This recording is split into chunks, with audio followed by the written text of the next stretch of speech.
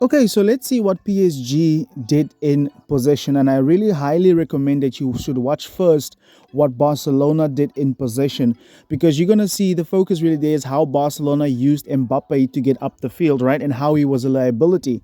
And in this video, you're going to see how it affected PSG's tactics.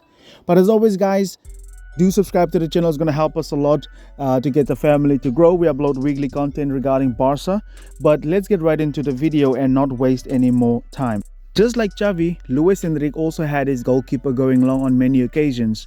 But the difference here was Xavi had Lewandowski, who played excellently as a target man. But like I just mentioned, PSG kicking long was slightly different to what Barcelona was doing, right? In the build-up, they didn't kick long to get the likes of Asensio on the ball. They actually kicked long in order to put Barcelona a little bit more backwards, and then they would just recycle the ball.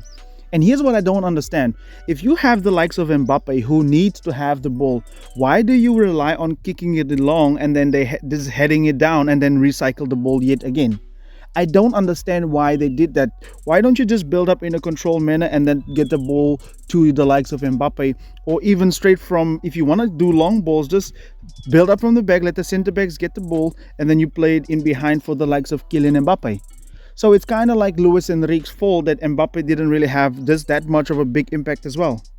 So Enrique played into Xavi's hands because Xavi didn't want to press high either.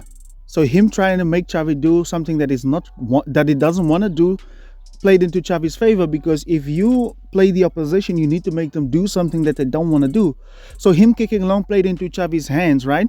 And the fact that you saw that Vitinha and Fabian Ruiz was like a pivot, where Asensio was more like a free eight, didn't help either, because that allowed Araujo and Kubarsi to come out and just press them, right?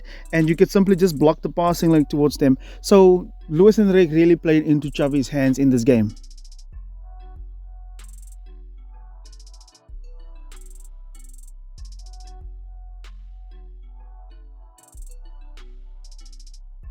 However, props to the boys for defending this, and also for their defensive discipline that they had to be able to keep this PSG side at bay for the most part. Kylian Mbappe wasn't involved. But when defending, Lewandowski was joined by İlkay Gundogan mainly to really how can I say, block the passing lanes now to the double pivot that they had. So these guys had to do unwanted movements, which really, how can I say, altered the shape that they had. And Barcelona was actually in a 4-4-2 situation going on, right? Very compact, very disciplined, and Xavi really trusted these players. And funny enough, the space was mainly on the wings, right? And do you think it's a coincidence that most balls went to Dembele?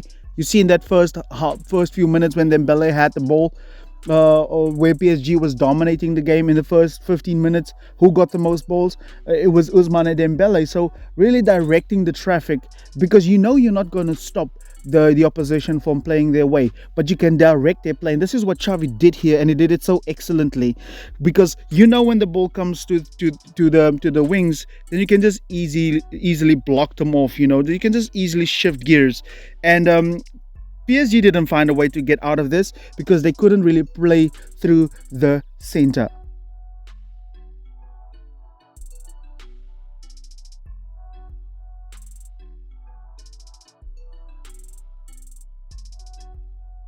Luis Enrique obviously tried to get Mbappe in space as much as he could by simply just dragging Barcelona across all over to one side. All these players went in here to get Barcelona to one side, but you have to commend the defensive responsibility of Lamine not being scared to come into this space here so that he and Koundé can be 2-on-1.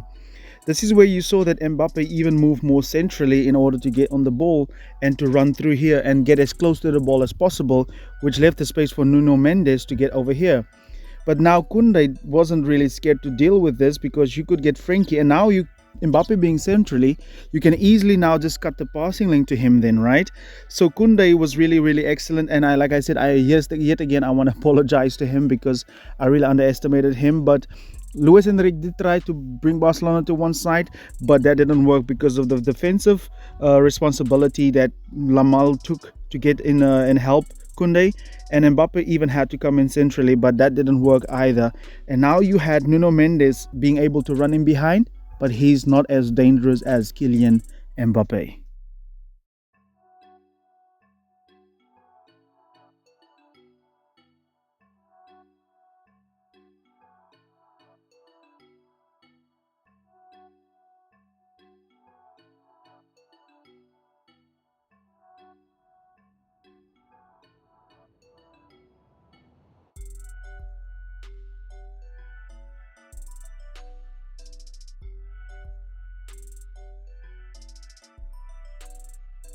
The only chance PSG really had to get up the pitch in an effective manner or look like they were threatening, because, be honest, the whole game, those two goals is really the only two times that they looked that they were going to destroy us, right?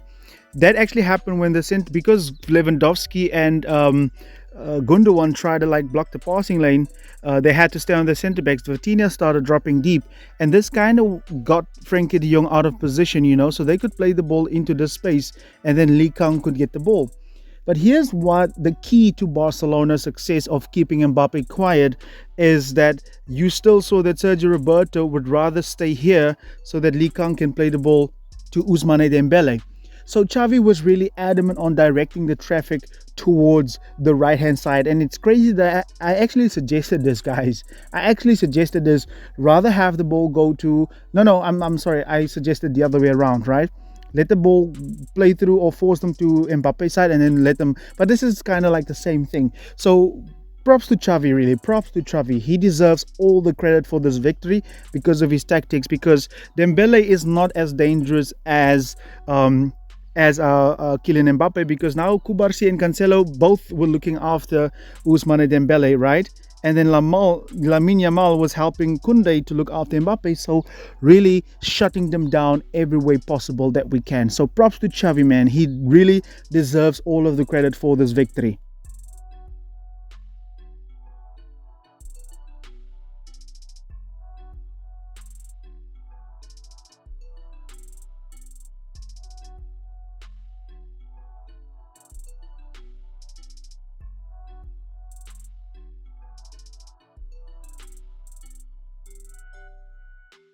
That's really all we can say about PSG and their tactics. Nothing more, nothing less. Very underwhelming performance from a team that you would expect to destroy us. And really, Luis Enrique had a good structure for them, some good tactics, but nothing really, right? But also props to Xavi. He nullified them, right? They played this way Xavi wanted them to play, pretty much.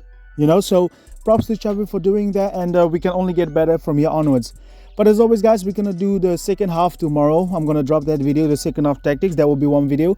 But subscribe to the channel. Keep your data ready. Thank you very much.